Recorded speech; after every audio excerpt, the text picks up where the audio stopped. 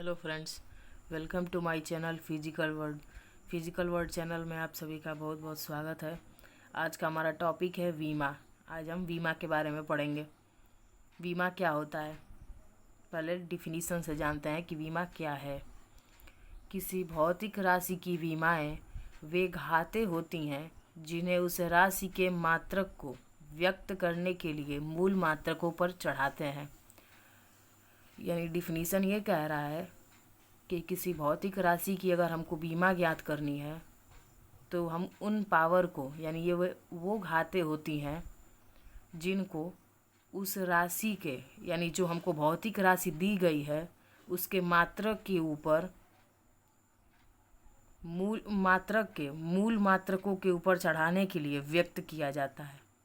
ठीक है, जो मूल मात्रकों पर चढ़ाते हैं दी गई राशि की घात, वही आपका बीमा होता है। अब एग्जाम्पल्स पढ़ेंगे तो अच्छे से समझ में आएगा। ओके, तो बीमा निकालने के लिए सबसे पहले 5 भौतिक राशियाँ हैं जो इम्पोर्टेंट हैं, जिसको जानना बहुत ज़रूरी है। उन्हीं के हेल्प से हम बीमा ज्ञात करते हैं। वो 5 राशियाँ कुछ ऐसे हैं, हम बताते हैं उनको। ये 5 महत्वपूर्ण बीमीय राशियाँ क्या हैं? इसमें पहला है आपका लंबाई, दूसरा है आपका द्रव्यमान, तीसरा है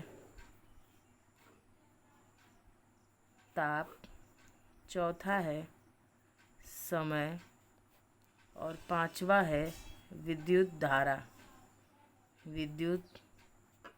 धारा। अब इसकी भी बीमाएं निकालते हैं। लंबाई के लिए, और हम जिन भी लेटर्स का यूज़ करेंगे ध्यान दीजिएगा वो कैपिटल में ही होगा। लंबाई के लिए यूज़ करेंगे एल का, द्रव्यमान के लिए एम का, ताप के लिए थीटा का, समय के लिए टी का और विद्युत धारा के लिए ए का प्रयोग करते हैं। अब इसकी हम बीमाएं निकालेंगे कैसे?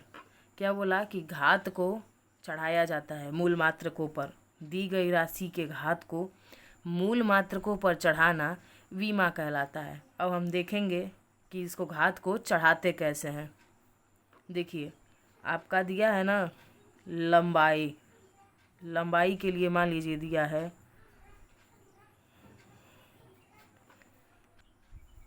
कुछ भौतिक राशियां हैं जिनकी बीमाएं दी गई हैं। लंबाई में ए दिया गया है,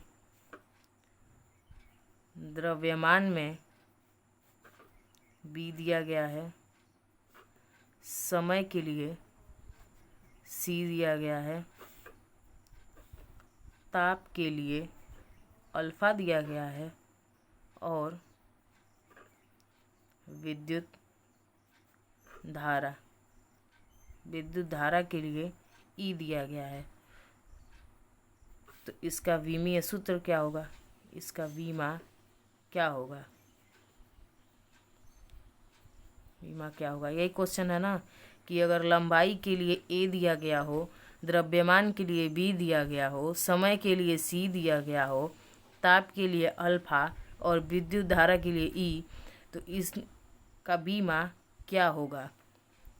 तो बीमा यही पढ़े थे ना हम, कि दी गई राशि के घात को मूल मात्रक के ऊपर चढ़ाना बीमा कहलाता है।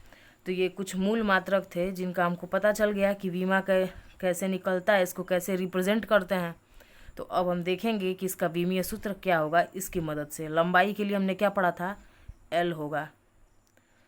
तो इसको सबसे पहले तो रूल है कि इसको बड़े ब्रैकेट के अंदर ही लिखेंगे। लंबाई के लिए क्या होता है? एल होता है। अब इसका घात कितना दिया है? ए दिया है, ए को घात के रूप में दिया है, तो यानी एल के ऊपर क्या हो जाएगा? घात ए हो जाएगा। द्रव्यमान को किससे प्रेजेंट करते हैं? एम से, और घात इस पर क्या दिया है? बी दिया है। समय को टी से प्रदर्शित करते हैं और इसका घात क्या है? सी है। ताप को थीटा से रिप्रेजेंट करेंगे और इसका घात क्या है? अल्फा है। विद्युत धारा को ए से रिप्रेजेंट करेंगे और इसका घात क्या है? ई है। अब इस ब्रैकेट को बंद कर देंगे। ठीक है, अब इसी सूत्र को, ये जो निकला है ना, ये हमको मिला है, ये इसी को हम कहेंगे, ये क्या है? इसका विमीय सूत्र है, विमीय सूत्र है। यानी कि L पे पावर A, M पे पावर B, T पे पावर C, थीटा पे पावर अल्फा और A पे पावर E इसका विमीय सूत्र है। अब इसी की मदद से हम अन्य भौतिक राशियों के भी विमीय सूत्र को ज्ञात कर सकते हैं। इसके लिए हमको सबसे पहले क्या है, एग्जाम्पल देखना पड़ेगा। जब तक हम 4, 5, 6 एग्जाम्पल सॉल्व नहीं करेंगे ऐसे हमको समझ में नहीं आएगा। तो सबसे पहले एग्जाम्पल देखते हैं एक एक करके, तो थोड़ा हमारा कॉन्सेप्ट क्लियर हो जाएगा, क्योंकि एग्जाम्पल से पता है ना, प्रैक्टिस से ही कॉन्सेप्ट क्लियर होता है। आपका पहला एग्जाम्पल है क्षेत्रफल। हम क्षेत्रफल से स्टार्ट करते हैं एग्जाम्पल, देखते हैं कि हमको आ रहा है हम लोगों को बीमा निकालने कि नहीं आ रहा है, कॉन्सेप्ट हमारा क्लियर हो रहा है कि नहीं हो रहा है। ठीक है, क्षेत्रफल का फॉर्मूला क्या होता है, लंबाई गुणे चौड़ाई। ठीक है, लंबाई के लिए क्या होता है मात्रक मीटर, चौड़ाई का भी क्या होता है मीटर। ठीक है, अब मीटर को किससे प्रदर्शित करेंगे, L से, और इस मीटर को भी L से। अब इन दोनों के पावर्स को ऐड करके और एक L के ऊपर बड़े ब्रैकेट में लिख देंगे, तो ये हो जाएगा L का पावर 2, क्षेत्रफल का विमा हो जाएगा। अब हम बात करते हैं नेक्स्ट एग्जाम्पल आयतन की। आयतन की, ये आपका दूसरा एग्जाम्पल है आयतन। आयतन का फॉर्मूला क्या होता है, लंबाई गुणे चौड़ाई गुणे ऊंचाई। ठीक है, अब इस लंबाई के लिए क्या होगा, मीटर होगा, इस चौड़ाई के लिए भी मीटर ही होगा और ऊंचाई के लिए भी मीटर ही होगा। अब इन तीनों का भी क्या हो जाएगा, L, L और L। ठीक, अब इन तीनों के पावर्स को ऐड करके और एक L के ऊपर लिख देंगे, तो ये क्या हो जाएगा, L पे पावर आपका 3 हो जाएगा।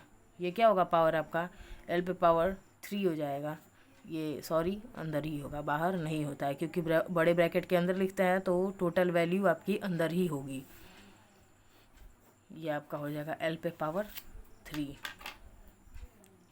अब आपका थर्ड एग्जाम्पल है आयतन। तीसरा आपका एग्जाम्पल है क्या, आयतन। आयतन का फॉर्मूला क्या होगा, अरे सॉरी आयतन तो हमने देखा ही है, अब हमको देखना है चाल।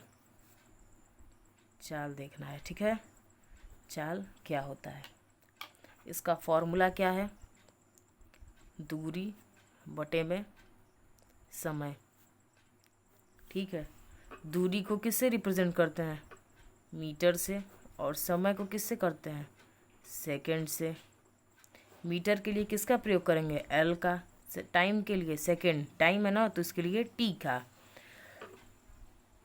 तो आपको सबको पता है कि जो डिवाइडेड में जो भी वैल्यू होती हैं उन पे अगर पावर हो या ना हो, अगर पावर होगा तो वो ऊपर जाता है तो मल्टीप्लाई में जाएगा तो पावर माइनस में हो जाता है, और अगर पावर नहीं है फिर भी वो ऊपर जाता है तो उस पे पावर -1 हो जाता है। तो इस जब T को हम ऊपर भेजेंगे, डिवाइड के ऊपर मल्टीप्लाई के लिए भेजेंगे, तो L जो का त्यों उतर जाएगा और T पे पावर क्या हो जाएगा, -1 हो जाएगा। यानी कि आपका चाल का विमीय सूत्र क्या होता है, LT पे -1। आपका ये भी निकल गया। अब कॉन्सेप्ट हमको लग रहा है, आई होप कि आप लोग का कॉन्सेप्ट क्लियर हो रहा होगा। अब आप बात करते हैं फोर्थ एग्जाम्पल की। ये है आपका त्वरण। त्वरण है हमारा फोर्थ एग्जाम्पल। इसको कहते हैं वेग बटा समय। वेग बटा समय, वेग यानी कि वेलोसिटी। तो त्वरण का भी वही होता है, वेग बटा समय होगा। और वेग का विमीय सूत्र क्या होगा, वेग का मात्रक क्या होता है, मीटर प्रति सेकंड होता है वेग का मात्रक। तो जब वेग का मात्रक मीटर प्रति सेकंड होता है तो यानी कि इसका भी क्या होगा, LT पे -1 हो जाएगा। अभी हम लोग ऊपर निकाला है ना मीटर प्रति सेकंड का, तो इसका भी हो जाएगा LT पे -1। इसको ब्रैकेट के अंदर लिख लेंगे और अपॉन में समय का क्या हो जाएगा, T हो जाएगा। ठीक है, अब क्या होगा, ये इसको ऊपर भेजेंगे हम मल्टीप्लाई के लिए, तो ये हो जाएगा आपका L, T पे -1 दिया है ऑलरेडी, और ये भी T पे -1 होगा। यानी कि दो माइनस पावर्स हैं सेम बेस के, तो इनको क्या होगा, माइनस माइनस प्लस हो जाएगा, ऐड हो जाएगा। मल्टीप्लाई का साइन है, सेम बेस है, पावर माइनस माइनस में है तो इसको ऐड कर लेंगे। तो ये एल टी पे -2 हो जाएगा और ये आपका इसका विमीय सूत्र हो जाएगा, यानी एल टी पे -2। ओके, अब हमारा 5th एग्जाम्पल है बल। बल बराबर क्या होता है, द्रव्यमान गुणे त्वरण होता है। तो द्रव्यमान के लिए क्या हो जाएगा, अभी हमने पढ़ा था ना ऊपर, द्रव्यमान के लिए m हो जाएगा और त्वरण के लिए हम लोग जस्ट निकाले हैं एल टी पे पावर -2। अभी तुरंत ही तो निकाले हैं, तो जब इसकी मल्टीप्लाई होगी तो क्या हो जाएगा, एम एल टी पे -2 ये हो जाएगा। तो आपका बल का हो जाएगा एम एल टी पे -2। ये हो गया बल का विमीय सूत्र। आई होप आप लोगों को ये लेक्चर अच्छा लगेगा, इसका कॉन्सेप्ट आप लोगों को समझ में आया होगा। और आज हम लोग 5 एग्जाम्पल पढ़े हैं, और फिजिक्स तो पता है कि इंटरेस्टेड सब्जेक्ट होता है, लेक्चर बोरिंग नहीं होना चाहिए। तो कल अभी हम लोग और इसका एग्जाम्पल करेंगे, क्लियर हो जाएगा हमारा कॉन्सेप्ट, हमको वीमा समझ में आ जाएगा। क्योंकि वीमा क्या है, हमारा फिजिक्स का बेस समझ लीजिए है, क्योंकि आगे आपको बड़े क्लासेस में वीमा की बहुत ज़्यादा ज़रूरत पड़ने वाली है। ओके, तो आई होप मेरा लेक्चर आप लोग को पसंद आया होगा, आप लोग को अच्छा लगा होगा। तो लाइक कीजिए, शेयर कीजिए, सब्सक्राइब कीजिए और कमेंट सेक्शन में कमेंट ज़रूर पोस्ट कीजिए। Okay, bye, have a nice day, good day, meet with next lecture. Okay, bye.